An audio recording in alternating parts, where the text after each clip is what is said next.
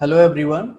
Today we'll learn about very important three differential operators, or I must say the mathematical operators, which we'll be using a lot in the module of electromagnetic theory. These operators are called gradient, divergence and curl operators.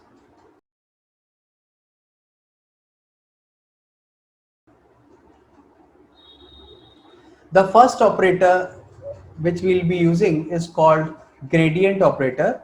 So it's called gradient of a scalar field.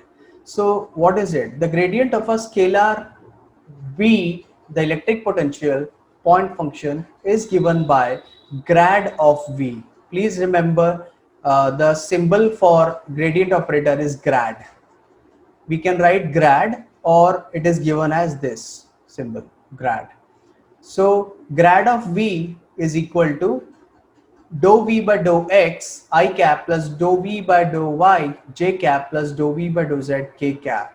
Now dou is, why dou? Because it is a partial differential. The gradient is a differential operator. It is a vector and respected as del bar and is given by this.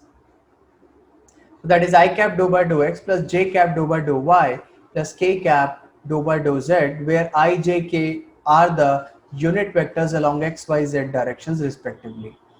The component dou v by dou x represents the rate of change of grad v along the x direction. Similarly, the components dou y by dou v by dou y, dou v by dou z represent the rate of change of grad v along y and z directions respectively. The relation between electric potential V and the electric field E is given as E is equal to minus grad V. So that is just an example from our applications in physics. Now what actually gradient operator is doing? If you see carefully, it is changing the scalar quantity to a vector quantity. So it is an operator which is changing scalar to vector quantity. So what does it signify physically? Grad phi is a vector whose magnitude at any point is equal to the rate of change of phi with distance along the normal to the surface, that is given as n cap here, and whose direction is along the normal to the surface at that point. Gradient tells how much something changes as we move from one point to another. So you can see in general we can write grad of phi to be equal to dou phi by dou n cap. If you remember, we discussed phi is a scalar field. The next very important operator is called the divergence operator. So it operates on vector field. So we say divergence of a vector field. So the divergence of a vector field A is denoted by div A. We call it div A and is given as div A or the divergence of A, and the symbol is grad dot, but we don't call it grad dot, we call it div. So div A is equal to the gradient operator dot A. So this will be I dou by dou x plus j dou by dou y plus k dou by dou z dot A. What is A? A vector is A1 I cap plus A2 j cap plus A3 k cap. Then divergence of A is equal to dou A1 by dou x plus dou A2 by dou z plus dou A3 by dou z. Now this is a scalar quantity. The divergence of a vector field A is a scalar quantity. Hence, what divergence operator has done? It has converted a vector quantity to a scalar quantity. Now, what is the physical significance of this? Where is divergence coming into picture? We can say that if divergence of a vector field A at a given point P represents the measure of how much the field A or the flux, in electromagnetic theory you talk about flux. So electromagnetic flux, how much the flux diverges or flows out of the surface or converges or flows into a surface or a point. Say here in this example, as the flux is going out of this point, at this point if we take divergence of this vector field A, we will find this value to be greater than A.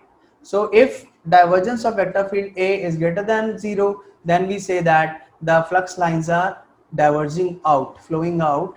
If it is less than 0, then the flux is converging onto the point of the surface. If divergence is equal to 0, then we say that the vector field A is called solenoidal. You see here, there is no divergence or convergence, it's just passing through straight away. Okay. So this is the physical significance of divergence. Next, we'll go for the third and last very important operator, which is called curl operator. It operates on a vector field. That is why we call it curl of a vector field. It is defined as the circulation of the vector along the contour L enclosed by unit surface area.